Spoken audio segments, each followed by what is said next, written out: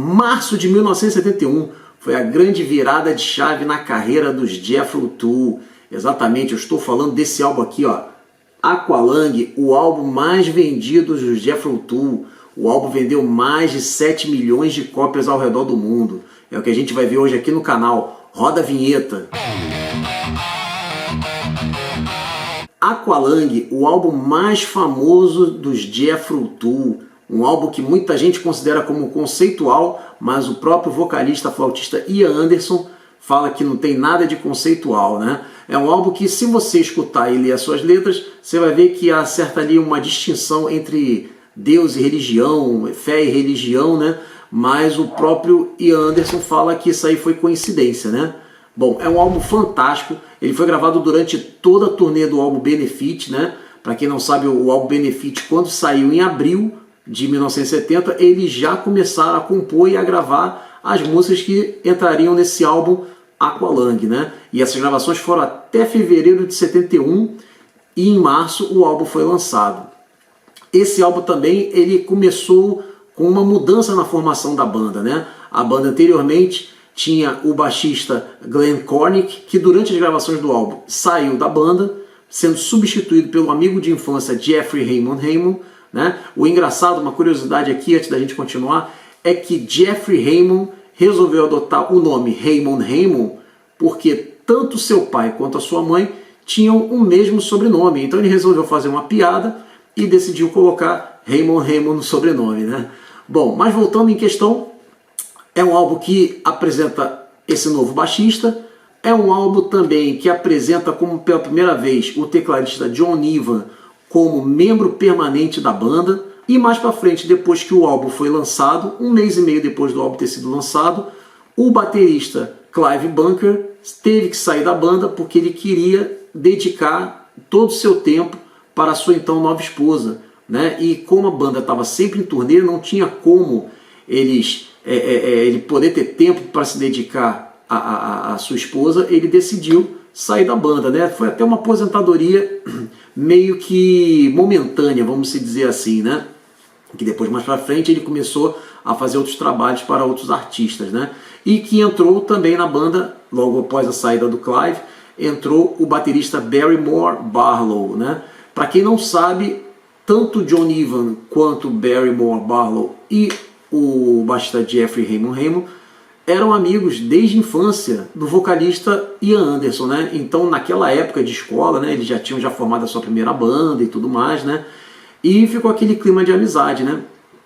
E aí, então, finalmente, em 1971, a banda estava completa, né, para gravar esse álbum belíssimo, né? As gravações desse álbum foram feitas em 2 estúdios diferentes, dentre eles o estúdio Island Studios, foi o mesmo estúdio em que o Led Zeppelin estava gravando o seu 4º álbum, né? Então foi naquela mesma época em que tiveram essas gravações. Esse álbum aqui, nessa edição, ele é a edição de 2011, né, com esse remix fantástico do Steven Wilson. Ele conseguiu, ao meu ver, eu, por exemplo, não gostava muito da sonoridade desse álbum na época em que foi lançado, né?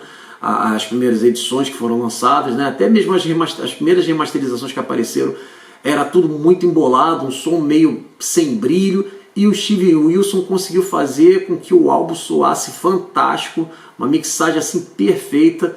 É um álbum que vale muito a pena. Se você não conhece as mixagens de Steven Wilson, eu aconselho a você começar por esse álbum dos Jethro Tull, que é um álbum realmente fantástico, né? Mas voltando àquele tema de ser um álbum conceitual, né? E Anderson disse que não tinha nada a ver com conceitual. Tanto é que a resposta que Anderson deu foi exatamente no álbum de 72, o Thick as a Brick, que esse sim é um álbum conceitual, né? Que a gente vai ver em breve aqui no canal também, né? Bom, para quem não sabe, tanto a capa como a contracapa do álbum foi uma fotografia tirada pela esposa na época de Ian Anderson, né? A Jane Anderson, né? Ela tirou essa fotografia de moradores de rua de Londres e que mais tarde essas fotografias foram retratadas numa pintura a óleo que deu origem à capa desse disco, né? Infelizmente, a arte original da capa e da contracapa foram roubadas, né, do então dono da Chrysalis Records, né, o Terry Willis, né, que também era produtor da banda, né, junto com o vocalista Ian Anderson. Ele comprou essas pinturas por $1.500, né? E como não houve um contrato, né, foi meio feito um contrato assim de boca, de que o pintor Burton Silverman queria que essa pintura só aparecesse na capa do álbum, mas aí mais tarde, com o sucesso do álbum, foram vendidos imagens, né, dessa pintura em canecas, né, em revistas e tudo mais, e que ele tentou levar um processo adiante, mas não deu em nada porque não tinha nenhum contrato com isso, né? Mas tanto a arte original da capa e da contracapa foram roubadas, né? Então a única pintura que ainda existe é da parte interior do álbum, essa daqui que a gente vai ver daqui a pouco, quando a gente dissecar esse álbum, né? Bom, esse álbum ainda contém a orquestração feita por David Palmer, né, que contribuiu em praticamente todos os álbuns iniciais do Jethro Tull e que mais tarde, né, ele também virou membro permanente da banda, né, tocando teclado e tudo mais. E é um álbum também que teve muita música que ficou de fora dele, né? É um álbum que foi gravado durante um extenso tempo, né, durante a turnê do Benefit, e que muitas dessas músicas apareceram em álbuns seguintes, né? Apareceram no EP Life's a Love Song, outras apareceram no álbum War Child com uma roupagem diferente e um outro nome, né? Mas toda a base da música era exatamente a mesma, né?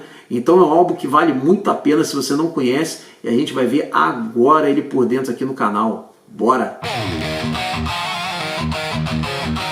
Bom, vamos ver então essa edição de 40 anos do nosso álbum do Jethro Tull Aqualung, né? Como aqui diz na capa do álbum, né? Para diferenciar da versão original, diz aqui que é a versão estéreo remix com as mixagens de Steve Wilson de 2011, né? O álbum ele é gatefold, tem essa pintura aqui bem legal, retratando aqui os integrantes da banda, né?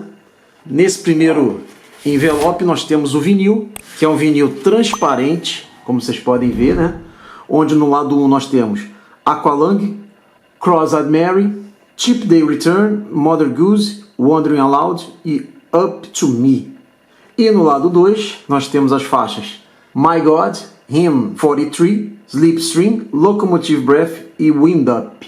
Esse álbum que tem essa mixagem fantástica, né? Quem ainda não teve oportunidade de escutar as mixagens do Steve Wilson, pode comprar de olho fechado que vale muito a pena, né? Bom, aqui no segundo envelope nós temos esse encarte maravilhoso, né? Esse encarte aqui muito completo, como ele fala aqui, ó, aniversário de 40 anos, edição do LP, né, de 40 anos, lançado em 2011.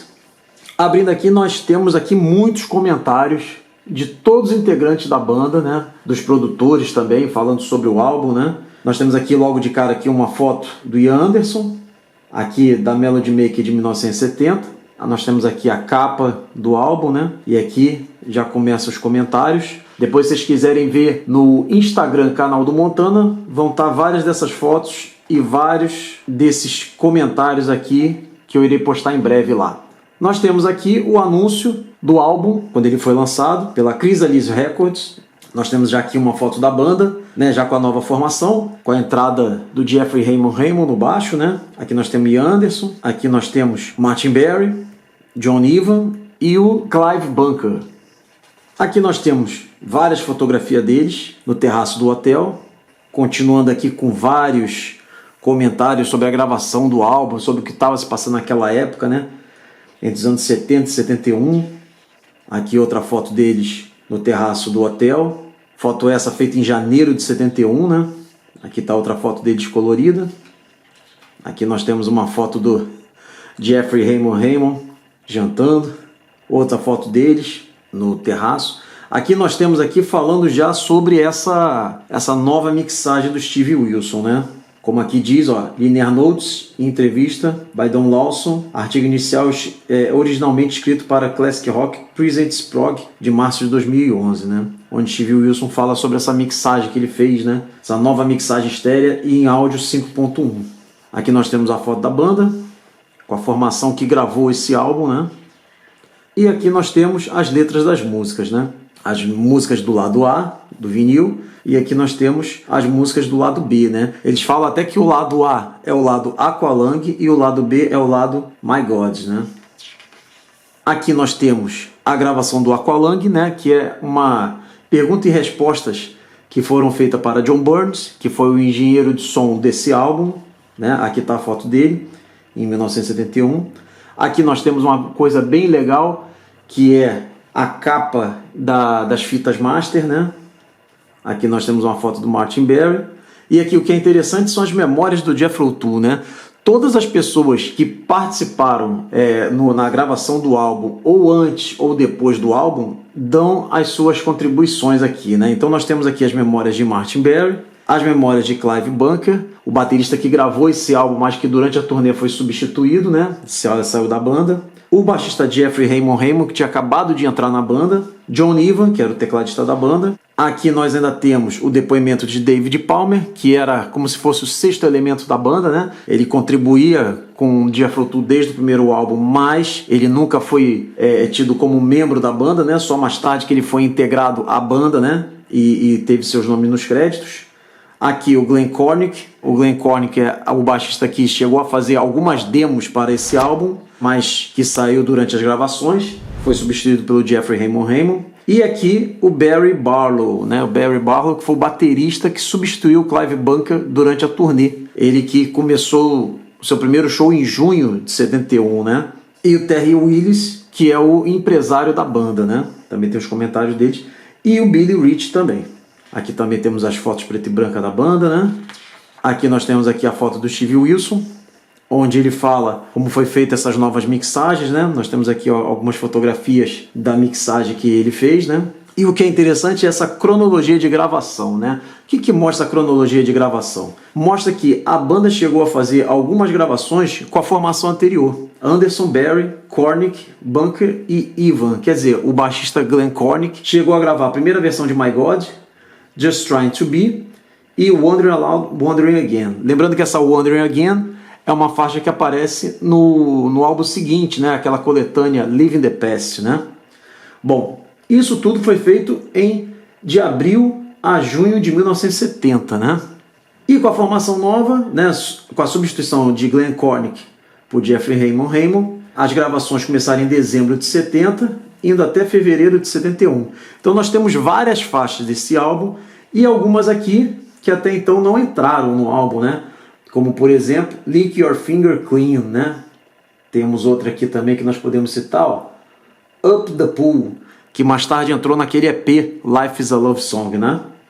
Bom, então nós temos todas essas músicas aqui dizendo quem foi o engenheiro de som, né? E tudo mais. E aqui já com a nova formação, gravado em maio, lembrando que o Clive Bunker, ele saiu da banda, né? Logo no início de maio de 71, né? Durante a turnê. E logo em meados de maio já temos aqui gravações com Barry Barlow, né? Nós temos lá de música Life is a Love Song, Up the Pool, Dr. Borger Broom, From Later e Nurse. Todas essas músicas aqui entraram naquele EP Life is a Love Song, né? E é isso. E aqui nós temos aqui ao lado a formação da banda que gravou o álbum, né? Aqui nós temos a capa do Tourbook de 71, mais algumas informações sobre o álbum. E aqui fechando uma foto final com o nosso Ian Anderson. E aqui a parte de trás do nosso vinil, né? Onde tem as músicas, bem parecido com o que teve no lançamento original, né? Certo? É isso então. Bom, espero que vocês tenham gostado do vídeo de hoje. Se gostou, dê o seu like, compartilhe esse vídeo para que ele possa chegar a mais usuários que curtam esse mesmo conteúdo. E não esqueça de se inscrever no canal e ativar o sininho, porque toda quinta-feira tem vídeo novo aqui no canal e durante a semana eu posto sempre alguns shorts com muitas curiosidades do álbum em questão. Até a próxima!